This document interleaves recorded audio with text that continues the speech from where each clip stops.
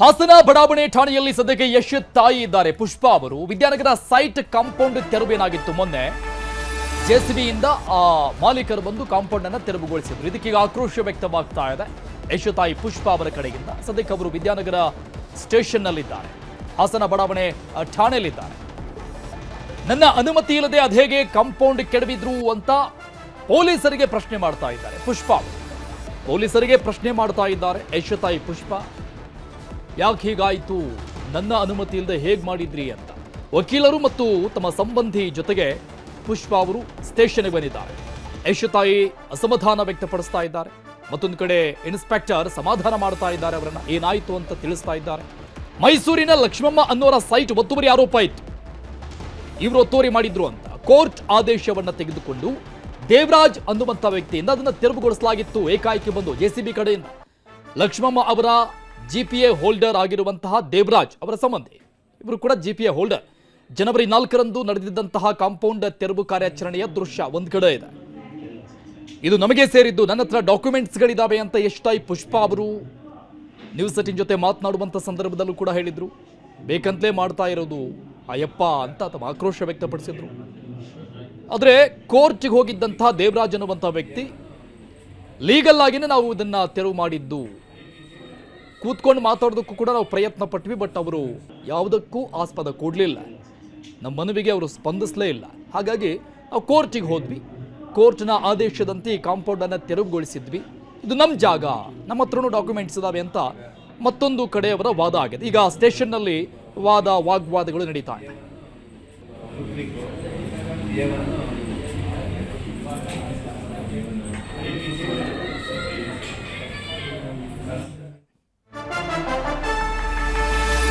ಹಾಸನದ ಬಡಾವಣೆ ಠಾಣೆಯಲ್ಲಿ ಯಶ್ ತಾಯಿ ಅಬ್ಬರಿಸ್ತಾ ಇದ್ದಾರೆ. ಪೊಲೀಸರಿಗೆ ಪ್ರಶ್ನೆ ಮಾಡ್ತಾ ಇದ್ದಾರೆ ಇನ್ಸ್ಪೆಕ್ಟರ್ಗೆ. ಕಾಂಪೌಂಡ್ ತೆರವು ಮಾಡಿದ್ದ ದೇವರಾಜ್ ಕೂಡ ಆಗಮಿಸಿದ್ರು. ಈ ಸಂದರ್ಭದಲ್ಲಿ ಅವರು ಕೂಡ ಇದ್ದಾರೆ ಸ್ಟೇಷನ್ನಲ್ಲಿ. ಯಶ್ ತಾಯಿ ಪುಷ್ಪಾ ನೀಡಿದ ದೂರಿನ ಮೇರೆಗೆ ಅವರನ್ನು ಕೂಡ ಪೊಲೀಸರು ಕರೆಸಿದ್ದಾರೆ, ಬುಲಾವ್ ನೀಡಿದ್ರು. ಅವರು ಬಂದಿದ್ದಾರೆ. ಈಗ ಕೆಡವಿದ್ದಂಥ ವ್ಯಕ್ತಿ ದೇವರಾಜರನ್ನ ಠಾಣೆಗೆ ಕರೆಸಿದ್ದಾರೆ ಬಡಾವಣೆ ಪೊಲೀಸರು. ಎರಡೂ ಕಡೆಯವರಿದ್ದಾರೆ. ಇಬ್ಬರನ್ನೂ ವಿಚಾರಣೆ ನಡೆಸ್ತಾ ಇರೋ ಬಡಾವಣೆ ಪೊಲೀಸರು. ದೇವರಾಜ್ ವಿರುದ್ಧ ಅತಿಕ್ರಮ ಪ್ರವೇಶ, ಕೊಲೆ ಬೆದರಿಕೆ, ಕಳ್ಳತನ ಕೇಸ್ ಹಾಕಿದ್ದಾರೆ ಪುಷ್ಪಾ. ನಾನಿದನ್ನು ಇಲ್ಲಿಗೆ ಬಿಡೋದಿಲ್ಲ, ನಾನು ಕಾನೂನು ಹೋರಾಟ ಮಾಡ್ತೀನಿ, ನನ್ನ ಹತ್ರ ಡಾಕ್ಯುಮೆಂಟ್ಸ್ ಇದ್ದಾವೆ ಅಂತ ಈ ಕಾಂಪೌಂಡ್ ತೆರವಾದಂತಹ ದಿನಾನೇ ಅವರು ಆಕ್ರೋಶವನ್ನು ವ್ಯಕ್ತಪಡಿಸಿದರು ಪುಷ್ಪಾ. ಇವರು ಕೊಟ್ಟಂತ ದೂರಿನ ಮೇರೆಗೆ ಅತಿಕ್ರಮ ಪ್ರವೇಶ ಮತ್ತೆ ಕೊಲೆ ಬೆದರಿಕೆ, ಕಳ್ಳತನ ಇಂಥ ಕೇಸ್ಗಳನ್ನು ಹಾಕಿದ್ದಾರೆ ಅವ್ರ ಮೇಲೆ. FIR ಆಗಿದೆ. ಸೊ ಇದರ ಬೆನ್ನಲ್ಲೇ ದೇವರಾಜ್ ಅನ್ನುವಂಥ ವ್ಯಕ್ತಿಯನ್ನ ಸ್ಟೇಷನ್ಗೆ ಕರೆಸಿದ್ದಾರೆ ಪೊಲೀಸ್ ಅಧಿಕಾರಿಗಳು. ಅವರನ್ನು ಕೂಡ ಎದುರು ಬದುರು ಕೂರಿಸಿ ವಿಚಾರಣೆ ಮಾಡಲಾಗ್ತಾ ಇದೆ. ಸ್ಟೇಷನ್ನಲ್ಲಿ ಪುಷ್ಪಾ ಅವರು ಇನ್ಸ್ಪೆಕ್ಟರ್ಗಳಿಗೆ, ಪೊಲೀಸರಿಗೆ ಪ್ರಶ್ನೆಗಳನ್ನು ಕೇಳ್ತಾ ಇದ್ದಾರೆ.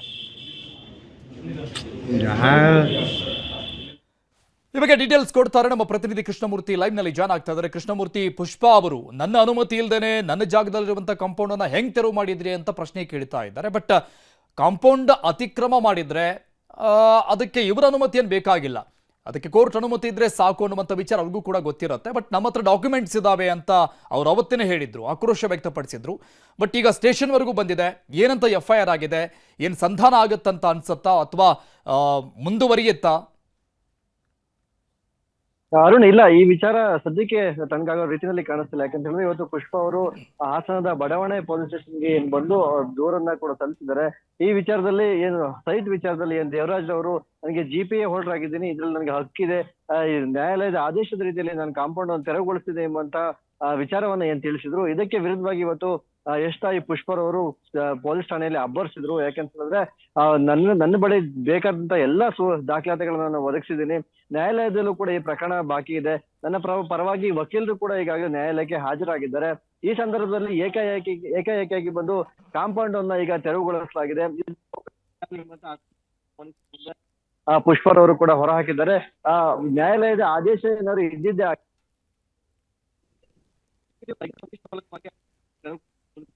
ನ್ಯಾಯಾಲಯದ ಮುಂದೆ ಅರ್ಜಿಯನ್ನ ಹಾಕ್ಬೇಕಾಗಿತ್ತು. ಆದ್ರೆ JCB ಮೂಲಕವಾಗಿ ಬಂದು ಮತ್ತೆ ಸಂಪರ್ಕಿಸುವ ಪ್ರಯತ್ನ ಮಾಡ್ತೀವಿ. ಕೃಷ್ಣಮೂರ್ತಿ, ಥ್ಯಾಂಕ್ ಯು ಡೀಟೇಲ್ಸ್ಗೆ. ಸದ್ಯಕ್ಕೆ ಸ್ಟೇಷನ್ ಅಲ್ಲಿದ್ದಾರೆ ಯಶ್ ತಾಯಿ ಪುಷ್ಪಾ ಅವರು. ಮತ್ತೊಂದು ಕಡೆ ಮೊನ್ನೆ ಕಾಂಪೌಂಡ್ ತೆರವುಗೊಳಿಸಿದಂತಹ ಈ ಜಾಗದ GPA ಹೋಲ್ಡರ್ ಆಗಿರುವಂಥ ದೇವರಾಜ್ ಅನ್ನುವಂಥ ವ್ಯಕ್ತಿ, ಆತನ ಮೇಲೆ ದೂರನ್ನು ಏನು ಕೊಟ್ಟಿದ್ರು ಸ್ಟೇಷನ್ನಲ್ಲಿ, ಅದಕ್ಕೆ ಆ ದೂರಿನ ಮೇರೆಗೆ ಅವರನ್ನು ಕೂಡ ಸ್ಟೇಷನ್ಗೆ ಈಗ ಕರೆಸಲಾಗಿದೆ. ಎರಡೂ ಕಡೆಯವರನ್ನ ಕೂರಿಸಿ ಮಾತನಾಡ್ತಾ ಇದ್ದಾರೆ ಇನ್ಸ್ಪೆಕ್ಟರ್.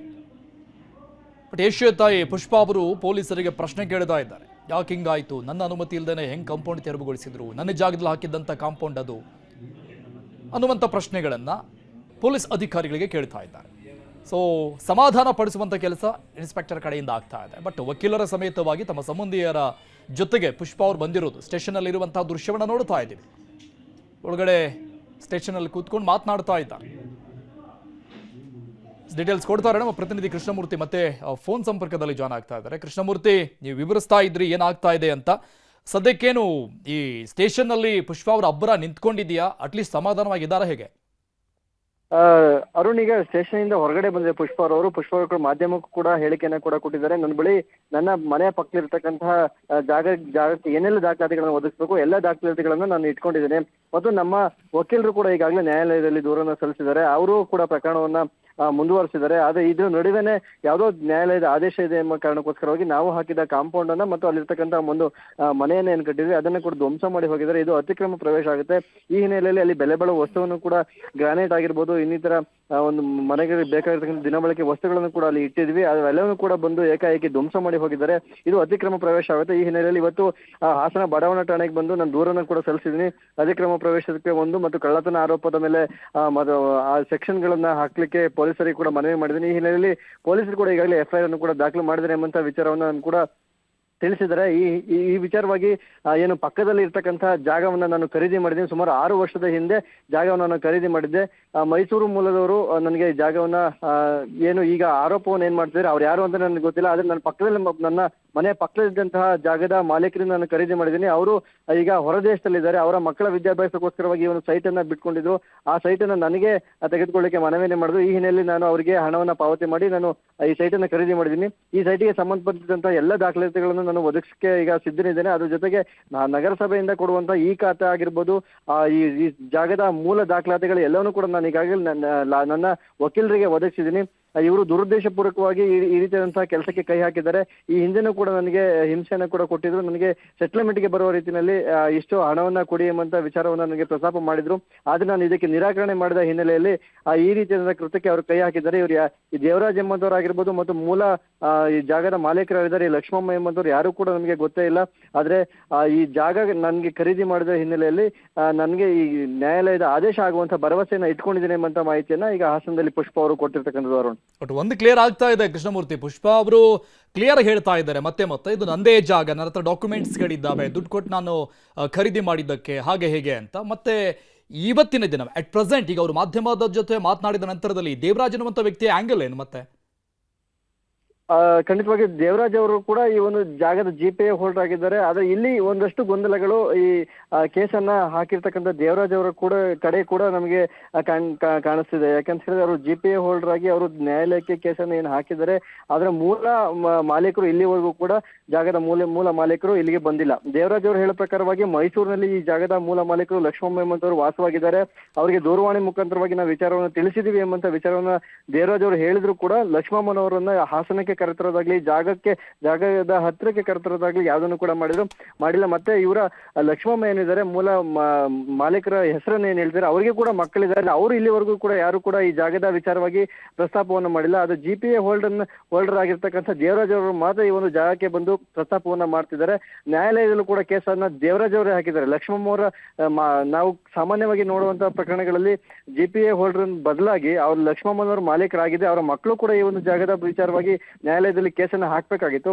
ಆದ್ರೆ ದೇವರಾಜ್ ಅವರು ಯಾವ ಕಾರಣಕ್ಕೋಸ್ಕರ ಕೇಸ್ ಹಾಕಿದ್ರು ಮತ್ತೆ ಈಗ GPA ಹೋಲ್ಡರ್ ಎಂದ್ಕೊಂಡ್ ಬಂದಿರ್ತಕ್ಕಂಥ ದೇವರಾಜ್ಗೂ ಮತ್ತು ಲಕ್ಷ್ಮಮ್ಮ ಅವ್ರಿಗೆ ಏನೆಲ್ಲ ಸಂಬಂಧ ಇದೆ ಮತ್ತೆ ಎಲ್ಲ ವಿಚಾರಗಳಿಗೂ ಕೂಡ ಪೊಲೀಸರು ತನಿಖೆನ ಮಾಡ್ಬೇಕಾಗುತ್ತೆ. ಮತ್ತೆ ನ್ಯಾಯಾಲಯದಲ್ಲೂ ಕೂಡ ಪ್ರಕರಣ ಇದೆ. ನ್ಯಾಯಾಲಯ ಕೂಡ ಈ ವಿಚಾರವಾಗಿ ವಿಚಾರಣೆ ಕೂಡ ನಡೆಸಿದ ನಂತರದಲ್ಲಿ ಈ ಎಲ್ಲಾ ಪ್ರಕರಣದಲ್ಲಿ ಈ ಘಟನೆಯಲ್ಲಿ ಏನೆಲ್ಲ ಆಗಿದೆ ಎಂಬಂತ ವಿಚಾರ ಹೊರಗೆ ಬರ್ಬೇಕಾಗುತ್ತೆ. ಈಗ ಸದ್ಯಕ್ಕೆ ನೋಡ್ತಾ ಇರ್ತಕ್ಕಂಥದ್ದು ಘಟನೆಯಲ್ಲಿ ಏನು ಯಶ್ ಅವರ ತಾಯಿ ಪುಷ್ಪಾರವರು ಪಕ್ಕದಲ್ಲಿರ್ತಕ್ಕಂಥ ಅವರ ಮನೆಯ ಪಕ್ಕದಲ್ಲಿರ್ತಕ್ಕಂಥ ಜಾಗವನ್ನ ಖರೀದಿ ಮಾಡಿರ್ತಕ್ಕಂಥದ್ದು ನಿಜ ಎಂಬಂತ ವಿಚಾರ ನಮಗೆ ಈಗ ಬಲವಾಗಿ ತಿಳಿದು ಬರ್ತಿರ್ತಕ್ಕಂಥದ್ದು. ಅದ್ರ ಜೊತೆನಲ್ಲಿ 6 ವರ್ಷದ ಹಿಂದೆ ಇವರಿಗೆ ಮಾರಾಟವನ್ನ ಮಾಡೋದಕ್ಕೆ ಎಲ್ಲಾ ದಾಖಲಾತಿಗಳನ್ನ ಕೂಡ ಅವರು ಒದಗಿಸಿದ್ದಾರೆ. ನ್ಯಾಯಾಲಯಕ್ಕೂ ಕೂಡ ದಾಖಲಾತಿಗಳನ್ನ ಒದಗಿಸಿದ್ದಾರೆ. ಒಟ್ಟಾರೆಯಾಗಿ ಈ ಪ್ರಕರಣ ಇತ್ಯರ್ಥ ನ್ಯಾಯಾಲಯದಲ್ಲಿ ಆದ ನಂತರದಲ್ಲಿ ಯಾರಿಗೆ ಈ ಜಾಗ ಸೇರ್ಬೇಕಾಗುತ್ತೆ ಅಂತ ವಿಚಾರ ನಮಗೆ ಸ್ಪಷ್ಟವಾಗಬೇಕಾಗುತ್ತೆ ಅರುಣ್. ಥ್ಯಾಂಕ್ ಯು ಕೃಷ್ಣಮೂರ್ತಿ ಡೀಟೇಲ್ಸ್ಗೆ. ಮತ್ತೆ ನೈಟಲ್ಲಿ ಬಂದು ಮತ್ತೆ ಯಾರ್ಯಾರೋ ಗಲಾಟೆ ಮಾಡ್ತಿದ್ರು. ಪಕ್ಕದಲ್ಲಿ ನಮ್ದು ದೊಡ್ಡ ಮನೆ ಇರೋದ್ರಿಂದ ಮತ್ತೆ ನಮ್ಗೆ ಏಕಾಏಕಿ ಬಂದು ಪೇಪರ್ಸ್ ಆಮೇಲೆ ಕೋರ್ಟ್ ನೋಡುತ್ತೆ, ಮತ್ತೆ ಅಲ್ಲಿ ಮಲಗಿರ್ತಾರೆ ಡ್ರೈವರು, ನಮ್ಮ ಅಕ್ಕನ ಮಗ ಎಲ್ಲ ಇರ್ತಾರೆ. ನೈಟಲ್ಲಿ ಬಂದು ಮೊನ್ನೆ ಗಲಾಟೆ ಮಾಡಿದ್ದಾರೆ ಅಂತ ಇನ್ನೊಂದು ಕಂಪ್ಲೇಂಟ್ ಕೊಡಕ್ ಬಂದಿದ್ದೆ ನಾನೇ. ಅದನ್ನ ಸಾಹೇಬರು ತಗೊಂಡಿದ್ದಾರೆ, ಮಾತಾಡಿದ್ದಾರೆ, ಎಲ್ಲ ನಾನು ಮಾಡ್ಕೊಡ್ತೀನಮ್ಮ ಅಂತ ಹೇಳಿದ್ದಾರೆ. ಆಮೇಲೆ ನಮ್ಮ ಹುಡುಗರು, ನಮ್ಮ ಲಾಯರ್ ಇದ್ದಾರಲ್ಲ, ನಮ್ಮ ಸಂಜಯ್ ಅವ್ರು ನೋಡ್ಕೋತಾರೆ ಮಿಕ್ಕಿದ್ದು. ಮುಂದೆ ಕೋರ್ಟಲ್ಲಿ ಏನಾಗುತ್ತೆ, ನಮ್ದು ತಪ್ಪಿದೆಯೋ ಅವ್ರ ತಪ್ಪಿದೆಯೋ ನೋಡಿದ್ಮೇಲೆ ನಾನು ಪ್ರೆಸ್ ಮೀಟ್ ಕರೆದು ನಿಮಗೆ ಅದ್ರ ಬಗ್ಗೆ ಮಾಹಿತಿ ಕೊಡ್ತೀನಿ. ರಾಕಿಂಗ್ ಸ್ಟಾರ್ ಯಶ್ ಅಭಿನಯದ ಟಾಕ್ಸಿಕ್ಗೆ ಆಕ್ಷೇಪ ವ್ಯಕ್ತವಾಗ್ತಾ ಇದೆ. ಟಾಕ್ಸಿಕ್ ಚಿತ್ರದ ಟೀಸರ್ ವಿರುದ್ಧ ಈಗ ಕೇಂದ್ರ ಸೆನ್ಸಾರ್ ಮಂಡಳಿಗೆ ದೂರನ್ನು ಕೊಡಲಾಗಿದೆ. ಈ ಟೀಸರ್ ಒಪ್ಪುವಂತದ್ದಲ್ಲ ಅಂತ ದೂರನ್ನು ಕೊಡಲಾಗಿದೆ. ಟೀಸರ್ನಲ್ಲಿ ಸಭ್ಯವಲ್ಲದ ದೃಶ್ಯಗಳು ಇರುವ ಬಗ್ಗೆ ದೂರನ್ನು ಕೊಟ್ಟಿರುವುದು ಕೇಂದ್ರ ಸೆನ್ಸಾರ್ ಮಂಡಳಿಗೆ. ಟೀಸರ್ ಮಕ್ಕಳ ಮೇಲೆ ಪರಿಣಾಮ ಬೀರಲಿದೆ ಅಂತ ಈ ದೂರಲ್ಲಿ ಉಲ್ಲೇಖ ಮಾಡಲಾಗಿದೆ. ಕೇಂದ್ರ ಸೆನ್ಸಾರ್ ಮಂಡಳಿಗೆ ವಕೀಲ ಲೋಹಿತ್ ಕುಮಾರ್ ಅನ್ನುವಂಥವರು ದೂರನ್ನು ಕೊಟ್ಟಿದ್ದಾರೆ. ಈ ಚಿತ್ರವು ಕುಟುಂಬ ಸದಸ್ಯರೊಂದಿಗೆ ನೋಡೋಕೆ ಸೂಕ್ತವಲ್ಲ. ಸದ್ಯಕ್ಕೆ ರಿಲೀಸ್ ಆಗಿರುವಂಥದ್ದು ಟೀಸರ್. ಜಾಲತಾಣದಲ್ಲಿ ಸೆನ್ಸಾರ್ ಇಲ್ಲದೆ ವಿಡಿಯೋ ಪ್ರಸಾರ ಆಗ್ತಾ ಇದೆ. ಟೀಸರ್ಗಳಿಗೆ ಯಾವುದೇ ಮಾರ್ಗಸೂಚಿ ಇಲ್ಲದಿರುವುದೇ ಇದಕ್ಕೆಲ್ಲ ಸಮಸ್ಯೆ. ಕೇಂದ್ರ ಸೆನ್ಸಾರ್ ಮಂಡಳಿ ಟೀಸರ್ಗೂ ಕೂಡ ಒಂದು ಸ್ಪಷ್ಟ ಮಾರ್ಗಸೂಚಿಯನ್ನ ಮಾಡಬೇಕು ಅಂತ ಮನವಿ ಮಾಡಿಕೊಂಡಿದ್ದಾರೆ. ಈ ಮೂಲಕವಾಗಿ ಏನು ಟಾಕ್ಸಿಕ್ ಚಲನಚಿತ್ರದ ಟೀಸರ್ ರಿಲೀಸ್ ಆಯಿತು, ಅದರಲ್ಲಿ ಅಶ್ಲೀಲತೆಯನ್ನು ಎದ್ದು ಕಾಣೋ ರೀತಿ ಈ ಟೀಸರ್ನ ರಿಲೀಸ್ ಮಾಡಿರ್ತಾರೆ. ಸೋಷಿಯಲ್ ಮೀಡಿಯಾದಲ್ಲಿ ಅಂದರೆ ಫೇಸ್ಬುಕ್ ಆಗಿರ್ಬೋದು, ಯೂಟ್ಯೂಬ್ ಆಗಿರ್ಬೋದು, ಅಥವಾ ಅದರ್ ಪ್ಲಾಟ್ಫಾರ್ಮ್ಸ್ಗಳಲ್ಲೇ ಈ ಟೀಸರ್ಸ್ಗಳನ್ನ ರಿಲೀಸ್ ಮಾಡುವಂಥದ್ದು. ಹಾಗಾಗಿ central board of film certification ಏನಿದೆಯೋ ಅವರು ಇಂಥ ಒಂದು ಟೀಸರ್ಸ್ಗಳನ್ನ ನೀವು ಸೋಷಿಯಲ್ ಮೀಡಿಯಾದಲ್ಲಿ ರಿಲೀಸ್ ಮಾಡಬೇಕಂದಾಗ ಇದನ್ನ ನೀವು ಎ ಸರ್ಟಿಫಿಕೇಟ್ ಇದ್ರೆ ಆ ರೀತಿಯಾದ ಎ ಸರ್ಟಿಫಿಕೇಟ್ ಅನ್ನ ತೋರಿಸಿ ಅದನ್ನ ಸೋಷಿಯಲ್ ಮೀಡಿಯಾದಲ್ಲಿ ರಿಲೀಸ್ ಮಾಡಬೇಕು ಅಂತ ಹೇಳಿ ಸೆಂಟ್ರಲ್ ಬೋರ್ಡ್ ಆಫ್ ಸರ್ಟಿಫಿಕೇಶನ್ ಅವರಿಗೆ ನಿಮ್ಮ ಕಾನೂನನ್ನ ತಿದ್ದುಪಡಿ ಮಾಡ್ಕೊಡಿ ಅಂತ ಹೇಳ್ತಿದೀವಿ. ಎಷ್ಟ್ ಅಂದ್ರೆ ಅವರ ಸಿನಿಮಾಗಳನ್ನ ಕುಟುಂಬ ಸಮೇತ ಕುತ್ಕೊಂಡು ನೋಡೋಣ ಅಂತ ಹೇಳಿ ಎಲ್ಲೋ ಒಂದ್ ಕಡೆ ಶಾಕ್ ಆಗ್ಬಿಡುತ್ತೆ. ಎಲ್ಲರೂ ಟಿವಿಯಲ್ಲಿ, ಮನೇಲಿ, ಯೂಟ್ಯೂಬ್ಗಳಲ್ಲಿ ಓಪನ್ ಮಾಡಿ ನೋಡ್ತಿರ್ಬೇಕಂದಾಗ ಮುಜುಗರ ಆಗ್ತಾರೆ. ಮಕ್ಕಳುಗಳನ್ನ ನೋಡಿ ಒಂದು ಆಶ್ಚರ್ಯ ಪಡೋ ರೀತಿ ಆಗುತ್ತೆ, ತಂದೆ ತಾಯಿಗಳಿಗೆ ಮಗ ತೋರಿಸಿರೋ ರೀತಿ ಆಗ್ತವೆ. ಇವೆಲ್ಲ ಮುಜುಗರನ್ನ ತಂದಿದೆ ಈ ಟಾಕ್ಸಿಕ್ ಸಿನಿಮಾ. ಹಾಗಾಗಿ ಇದನ್ನ ಮುಂದೆ ಎಲ್ಲೂ ಆಗ್ಬಾರ್ದು ಅಂತ ಹೇಳಿ central board of film certification ಅವರ ವಿರುದ್ಧ ನಾವು ದೊಡ್ಡ ಮಟ್ಟದಲ್ಲಿ ಹೋರಾಟ ಮಾಡ್ತಾ ಇದ್ದೀವಿ. ಸೋಷಿಯಲ್ ಮೀಡಿಯಾನು ಕೂಡ ಅವರು ಅಧಿನಿಯಮದಲ್ಲಿ ತಗೊಂಡು ಕಾಷನ್ಸ್ ಕೊಡ್ತೀರ ಹಾಗೆ ನೀವು ಸಿನಿಮಾಗಳನ್ನ ತಗೊಂಡ್ರೆ ಮುಂದಿನ ದಿನಗಳಲ್ಲಿ ನಾವು ದೊಡ್ಡ ಹೋರಾಟವನ್ನು ಮಾಡ್ತೀವಿ ಅಂತ ಹೇಳಕ್ಕೆ ಈ ಸಮಯನ ಯೂಸ್ ಮಾಡ್ಕೊಂತೀವಿ. ಈ ಬಗ್ಗೆ ಡೀಟೇಲ್ಸ್ ಕೊಡ್ತಾರೆ ನಮ್ಮ ಪ್ರತಿನಿಧಿ ಗಂಗಾಧರ್ ಲೈವ್ ನಲ್ಲಿ ಜಾಯ್ನ್ ಆಗ್ತಾ ಇದ್ದಾರೆ. ಗಂಗಾಧರ್, ಟಾಕ್ಸಿಕ್ ಅನ್ನುವಂಥ ಚಿತ್ರ ಒಬ್ಬ ಕನ್ನಡ ನಟನ ಒಂದು ಅತಿದೊಡ್ಡ ಕನಸು ಮತ್ತು ಕನ್ನಡಕ್ಕೆ ಮತ್ತೊಂದು ಮೇಲುಗೈ ಅಂತ ಹೇಳಿದ್ರೆ ತಪ್ಪಾಗ್ಲಿಕ್ಕಿಲ್ಲ. ಬಟ್ ಈ ಚಿತ್ರದ ಈ ಒಂದು ಟೀಸರ್ ಏನಿದೆ ಅಷ್ಟರ ಮಟ್ಟಿಗೆ ದೊಡ್ಡ ಮಟ್ಟದ ಚರ್ಚೆಗೂ ಕಾರಣ ಆಗ್ತಾ ಇದೆ. ಈ ಬಗ್ಗೆ ಒಂದಿಷ್ಟು ಆಕ್ಷೇಪಗಳು ವ್ಯಕ್ತವಾಗ್ತಾ ಇರೋದನ್ನ ನೋಡ್ತಾ ಇದ್ವಿ. ಅಷ್ಟು 100% ಇಡೀ ಫ್ಯಾಮಿಲಿ ಕೂತ್ಕೊಂಡು ನೋಡುವಂಥ ಟೀಸರ್ ಅಲ್ವೇ ಅಲ್ಲ ಅನ್ನುವಂಥ ಮಾತು ಯಾರು ನೋಡಿದ್ರು ಕೂಡ ಅದನ್ನು ಹೇಳ್ತಾರೆ ಸಹಜವಾಗಿ. ಈಗ ದೂರನ್ನು ಕೊಡಲಾಗಿದೆ ಕೇಂದ್ರ ಸೆನ್ಸಾರ್ ಮಂಡಳಿಗೆ. ಇದು ಇಲ್ಲಿಗೆ ಸೀಮಿತ ಆಗುತ್ತಾ ಅಥವಾ ವಾಟ್ ನೆಕ್ಸ್ಟ್ ಅನ್ನೋ ಪ್ರಶ್ನೆ.